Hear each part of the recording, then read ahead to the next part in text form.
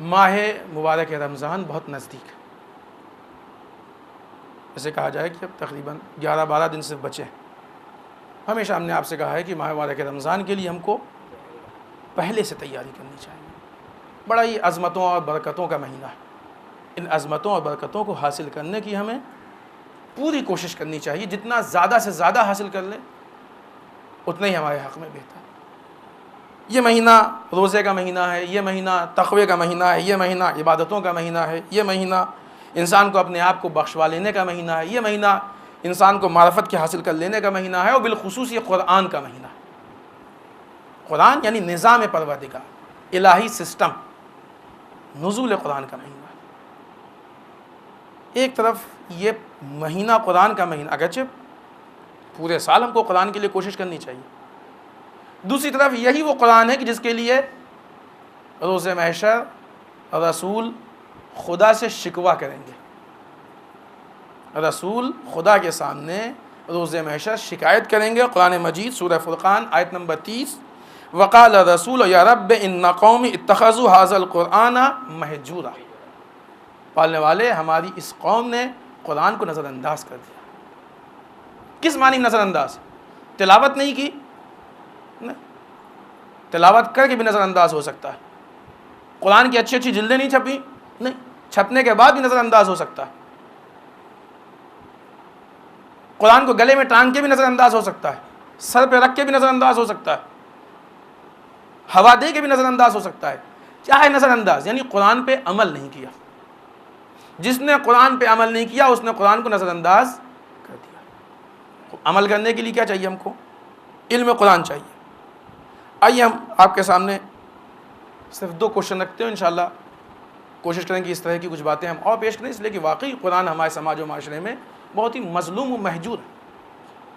ایک آدھ 2 باتیں تاکہ ہم کو اندازہ ہو کہ ہمارے اور قرآن کے بیچ کا رشتہ کیا ہے. ماہ مبارک رمضان اور بالخصوص وہ شب جو شب قدر ہے, جو نزول قرآن کی شب ہے, ایک دم مین پوائنٹ پہ کہ جہاں بس اس ٹائم قرآن نازل ہوا ہے.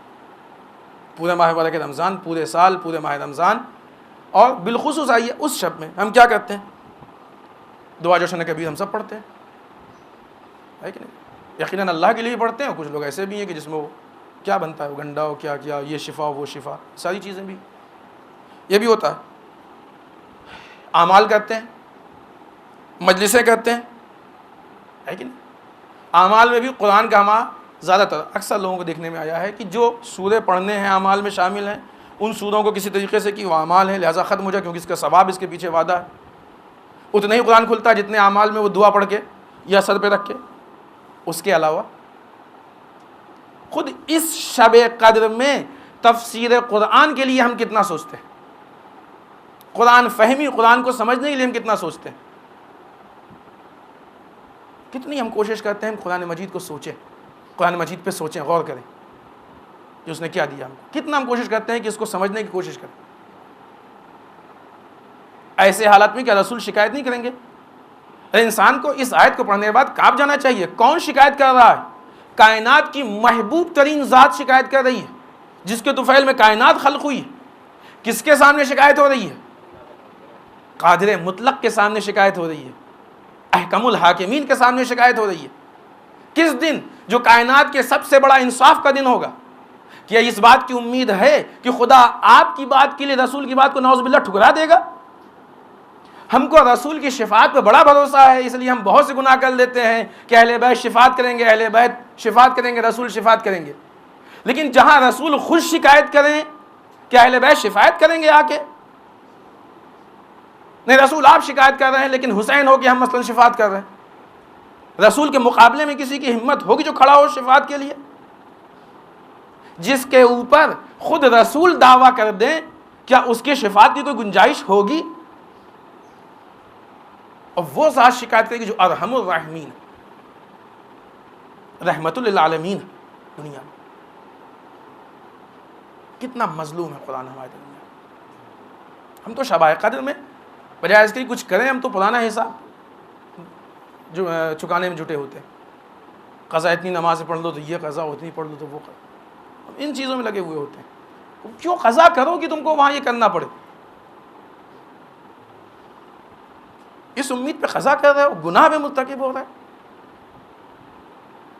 حساب کیوں نہ صاف کرو کہ شب قدر میں واقعی اپنے مقدر کو بنا لو. انشاءاللہ اس بات پہ آئندہ ہفتے ہم تفصیل سے گفتگو کریں گے. پھر اس کے بعد حتیٰ کہ یہ تو چلیں پھر بھی کم، آپ حد اقل قرآن خوانی تو ہوتی ہے نا، لوگ قرآن پڑھنا سیکھتے ہیں، ہے کہ نہیں؟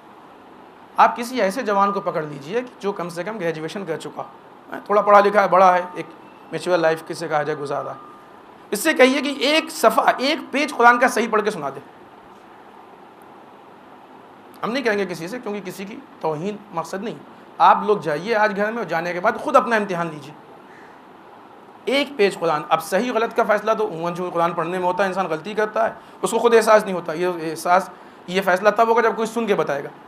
آپ خالی اتنا دیکھیے کہ روانی کے ساتھ یوں ہی قرآن کو کھولیے کہیں سے، ایک پیج قرآن بغیر کسی غلطی کے پڑھ لیجیے، بغیر اٹکے ہوئے.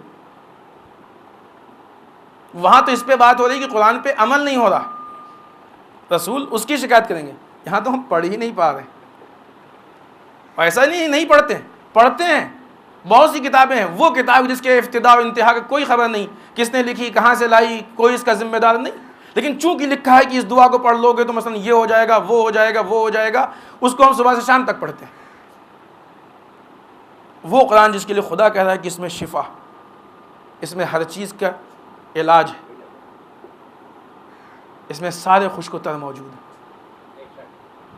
جس کا نام بھی نہیں معلوم اس کے وعدے پہ بھروسہ ہے. وہ ساری دعائیں ہم پڑھا کرتے ہیں، جس کا کوئی ذمہ داری لینے والا نہیں ہے کہ تم یہ کرو، اگر یہ نہیں ہوا تو ہم ذمہ دار ہیں. وہ کتاب جس کا خدا جس کی ذمہ داری لے رہا ہے کہ تم یہ کرو، ہم ذمہ دار ہیں، وہ مظلوم ہے،